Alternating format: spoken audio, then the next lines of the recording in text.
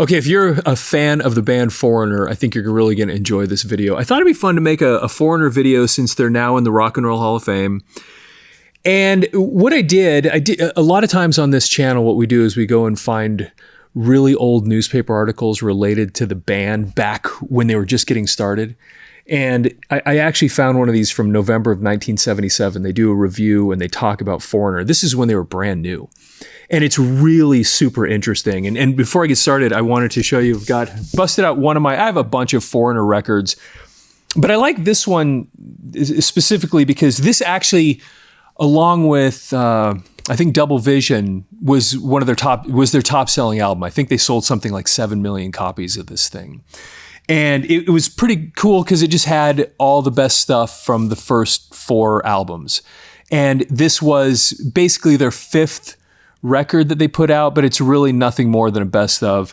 And it's kind of got some cool packaging because you can see that they make this look like a jukebox. Of course, Jukebox Hero. That was actually the first song, the first time I ever really knew who Foreigner was when Jukebox Hero came out. And of course, everybody loved that song. There's one guitar. It was so great. What a cool tune. And Lou Gramm's voice. I mean, geez. Anyway, this is kind of cool packaging because it had this slide out. So it kind of looks like again, a jukebox, and you could slide it out, and then there's the song list there. The back is kind of not all that interesting. And then on the inside, Lou Gramm, they got the band sitting there in some sort of cafeteria where you used to find jukeboxes. And anyway, thought it'd be fun to kind of pull this out again because this was a huge, huge album. And listen to the tracks on this thing. Cold as Ice, amazing song. Double Vision, that was their second album, the title track. And I mean, fill my eyes with that Double Vision. I mean, man, it was so great. They were so awesome. Double Vision, Head Games, which was the name of their third album. And then Waiting for a Girl Like You. I don't know about you, but when I was in, I think, I remember in junior high going to like school dances and even high school. That song, I mean, all the kind of rock ballads that were ever put out. I love things like Open Arms and stuff like that, but I don't know that there was ever anything as far as a rock ballad goes that was as good as that song. And you'd go to the school dances and that was the one that you'd want to find some girl to dance with because it was just such a anyway, just great tune. That song brings back tons of memories for me. Feels Like the First Time. Great song. Urgent, of course. Dirty White Boy. There's Jukebox Hero. Long Way From Home. That was also from their first album. And then Hot Blooded, which was, that was off of Double Vision. It's their second album. Anyway, so this was basically a best of from their first 4 albums. And it was just, and I tell you, so after this one came out, after they put out records, that's what this one's called, this best of. That's when they put out Agent Provocateur. And I'll tell you, I bought that record and they kind of changed a little bit because, of course, that's the one where they have the song, I Want to Know What Love Is. Now, that rock edge that they had in some of that early stuff is definitely not in that song. But I got to tell you something. If I just stand back and I just dissociate or take that part away from it, that is truly just one of the most beautiful pieces of music ever written. I mean, I want to know what love is. I mean, I'm going to take a little time. I mean, it's so good. It's such a beautiful, beautiful song. So anyway, that was off of that one. And then the other one that was off that was really good was That Was Yesterday, which was, honestly, I thought that was a spectacular song too. The rest of the album didn't do much for me. I tried listening to it a bunch of times and I never got it. Lou Gramm also, I don't remember what year it is, around that same time, put out a solo album.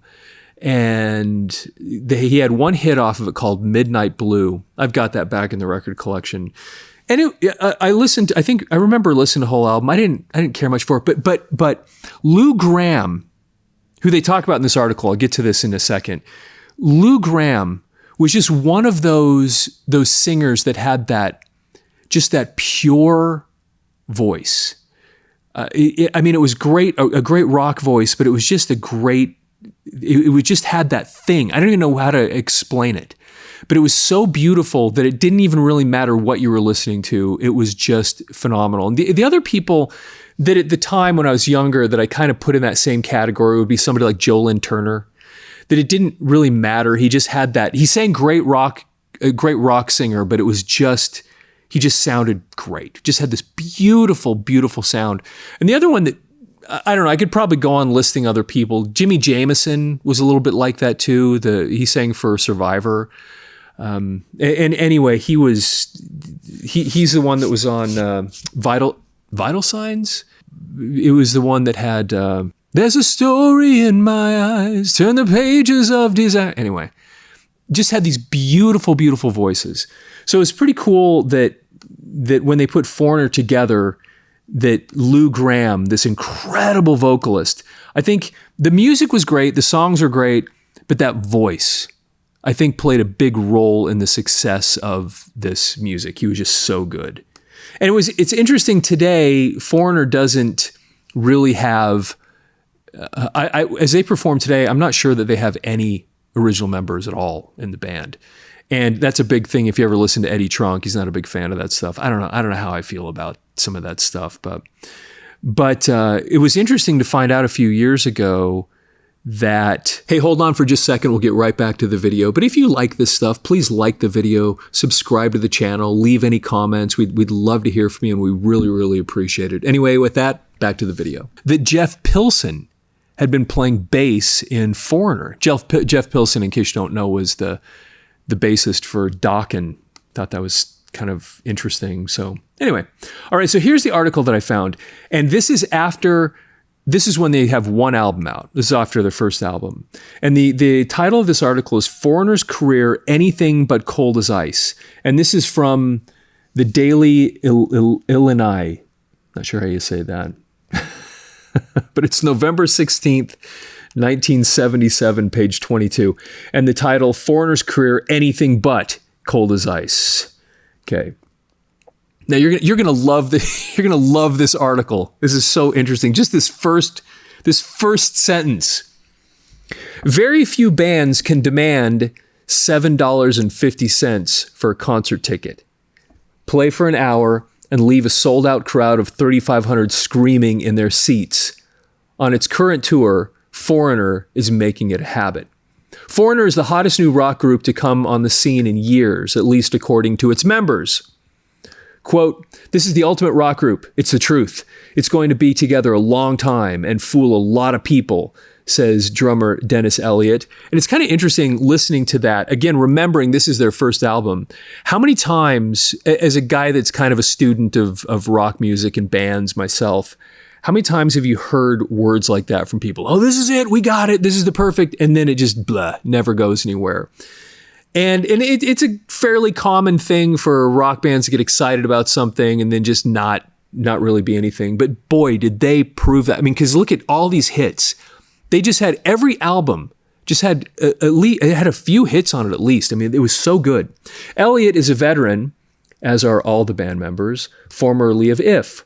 His history traces back to the Chevelles at the age of 16 and Ferris Wheel at 17. Elliott, one of the three Englishmen in this half-British, half-American band, feels that he has finally found his musical niche in life, as do the rest of the members. And that's kind of an interesting thing that they thought was interesting about the name of the band, Foreigner, because no matter where they played, several of the members of the band were going to be foreigners, because half of the band was from the United States. Of course, Lou Gramm was one of the Americans, and then Mick Jones was from Britain, and the other three guys. So the unofficial leader of the group is guitarist Mick Jones. He also does background vocals, writes music, and co-produced their debut album. Jones has played on Peter Frampton's debut album, done sessions with George Harrison, and played with the Leslie West Band. I'll be honest with you, I didn't know that. Later Mountain. I actually love Leslie West, mostly as a personality, because he's just such an interesting guy. You know, this big dude, guitar player, that kind of weird afro that he had, and he just had that killer voice. And anyway, I didn't realize that Mick Jones had actually played with him in the Leslie West Band, Later Mountain. He's probably best known for his role in Spooky Tooth It was in Spooky Tooth that his music writing talent fully emerged, especially with Gary Wright as a co-writer. When asked how the group was formed, Jones quipped, "It was a foggy night.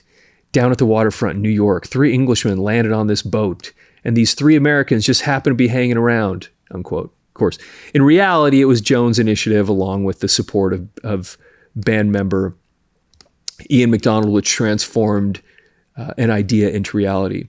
MacDonald, the 3rd Englishman, is best known for his writing and playing with the original King Crimson.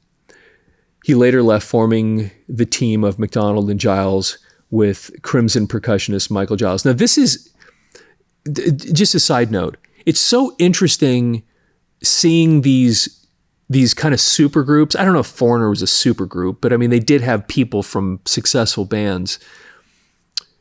It's interesting how many of those bands had people from that were in King Crimson. I mean, because here you have Ian MacDonald that had been in King Crimson. You had Greg Lake from Emerson, Lake and Palmer, who had been in King Crimson. You had, and so that's another super group. You had Bad Company, which is a super group. Boz Burrell, he'd played in King Crimson. You had Asia, which is another super group, and John Wetton had played in King Crimson. So it's just kind of interesting seeing all these different super groups who were created from this band. I mean, Robert Fripp is the King Crimson guy, and it's a little bit. It's similar to John Mayall and the Blues Breakers, because John Mayall, similarly, Eric Clapton came out of John Mayall and the Blues Breakers. John McVie and Peter Green, who went on later to form Fleetwood Mac, they came from John Mayall's Blues Breakers. Mick Taylor was in John Mayall and the Blues Breakers. Ainsley Dunsbar. So you had all these different people. Of course, Ainsley Dunsbar went on and played with Journey, which was a kind of a conglomerate of other groups that, because, those guys had been in Santana before. Anyway, I don't mean to get off on that, but it's interesting to see things where King Crimson had spun out all these other people that had gone out and been part of these bigger groups. Okay, sorry, I'm getting off there.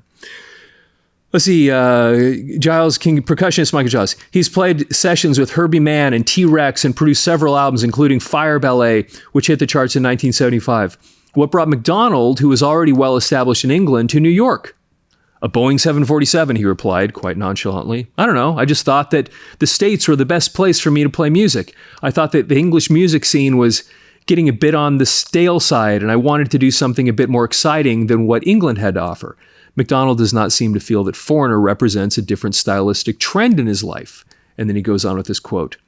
I just missed it. I never like to stand still. And it's been quite a while since I did that with King Crimson. It was a very quick thing, and I now feel very comfortable with this style. The other members of the band are all Americans. Lou Gramm, the lead vocalist, bassist Ed Gagliardi, and Al Greenwood on keyboards. Gramm, whose wide-ranged muscular tenor is currently heard on the band's latest hit, Cold as Ice, was formerly with the band Black Sheep. His dynamic stage presence and remarkable vitality are attributed to a comprehensive psych-up prior to each performance. And then, quote, "It's definitely a Jekyll-Hyde thing," says Gramm, who retreats to a laid-back attitude after each performance. All 3 Americans represent a younger tide of musicians influenced by Jones and company. And that's actually really interesting to think about that these guys were kind of influenced by the guys that they ended up being in a band with. One would guess that diverse backgrounds, an abundance of talent, and ample experience would produce a unique sound. Not so. Foreigner, depending upon the song, can sound like Yes, Wings, or Bad Company. Therein lies their attraction. Lou Gramm disagrees. Quote, "I think one album will sound style-wise to the point of people slapping... I don't think one album will sound style-wise to the point of people slapping a label on us. We're versatile enough where each album will have its own separate identity." And that's maybe partially true when you go back and look at the catalog of the stuff they did. Because again, when you look at the song Waiting for a Girl Like You, that was a pretty unique thing compared to stuff that they had done on previous albums. And so, and then of course, when you skip past it and you get to Agent Provocateur, And then what was the one right after that? I can't think of it. I have that one too. They had a couple of hits that spun off of that one. And the sound had evolved and they changed a little bit. Of course, by then, I don't know that, I mean, they started off with 6 guys and it just kind of, all the band membership morphed during that period too. So the band also resents comparisons to Boston or other bands which have achieved virtual overnight success. They, Boston, let's see, going up to the top, put out one good album. I'm sure they had that in mind. That's not what Foreigner has in mind, remarks Elliott. And I want to make a side note to that. And there might be some truth in that. When you think about Boston, Tom Scholz, I mean, he largely had worked on that album for years, just kind of in his basement on his own time. And when Boston's first album came out, the band really didn't even exist. And so if it didn't succeed, of course, I think Tom Scholz was planning on just going back to work at Kodak. I think that's where he was. But then it succeeded. And but that was, Boston, they only had one, what did he say there? I'm sure that's what they had in mind. That's not what Foreigner has in mind. So they were trying to dissociate themselves from that comparison to Boston. Because that first Boston album was huge. That's one of the greatest rock albums maybe ever made. People don't have anything else to compare us to, Jones chimes in. The difference between us is that they formed the band after the album was done. Okay, back referring to Boston. Like I said, that first, you hear all the stories behind that first Boston album. Again, the band, even though you get the album out and there's a band on the back, and they had probably played parts, bits and pieces on the album. Of course, Brad Delp, the singer. It was largely just the creation of Tom Scholz. And then once they got signed, then it's like, oh goodness, we got to get this band actually to play. Okay, if we were formed. The difference between us is that they formed the band after the album was done. We were formed way before the studio. Al Greenwood feels the comparison is due to, quote, the phenomenon, not the music. I don't think there's any musical comparison at all. That might be true. Formerly of progressive bands, the members of Foreigner react vehemently when asked if the musical shift to top 40 type music is a step down. Quote, why can't the AM type music be our type of music, says Gramm. AM is going to be stereo soon, interjects Jones. I think we're just happy playing the style of music that we're playing. That's so interesting thinking about that. Because when I started getting interested in listening to music, it was right at the tail end of AM being the place that you go listen to music. And then there was this whole talk about AM is going to become stereo, and then we're going to be, but everything by then was starting to shift over to the FM band where you could listen to music in stereo. And this is back in that period when there was this whole thing of music was being played on AM radio and FM wasn't. I think FM was a lot of classical music and that kind of thing. And then this was right before the shift where everything started moving into FM. Let's see. It's obviously going to become more of a style the more we make of the music. I don't think we're consciously searching for any type of thing like that, AM music. This is our first album, so it's a little bit of a surprise to everybody. Ian MacDonald likes to think of Foreigner's music as accessible rather than intellectual and spacey. It could just be that after experimentation and experience, musicians go after a new sound, money in the bank. In any event, the group presents a fresh, brash brand of music, which has thus far proven successful, as evident from the Bullets, Feels Like the First Time, and Cold as Ice, which are both great tunes, and they're on that first album. They have been called commercial, common, and even imitations. Some have alluded to Foreigner as the next Bad Company. Their so-called flexible style has been called both an asset and a dangerous quality. So what makes this band so popular? Mick Jones sums it up best. There's a bit of the Foreigner in all of us. Anyway, I thought you would like that, especially if you're into this kind of music, this time period of classic rock and Foreigner specifically, that they, after that first album came out, and here we are all these years later, and we have the hindsight, and we know what happened, the 2020 hindsight. We know the story that took place after this, but this is what was being written right after that first album. And Double Vision hadn't been put out. Head Games hadn't been put out. Foreigner 4 hadn't been put out. And here they are kind of just finding their way and getting started. And I think it's really cool. I think it's very interesting reading this stuff. Hopefully you enjoyed that. Hey, of course, like the video, follow the channel, and leave any comments, your thoughts about this stuff, the things that they said, and then the other things that were put in here by the writer. I'd really love to hear from you. Anyway, with that, have yourself a fantastic day.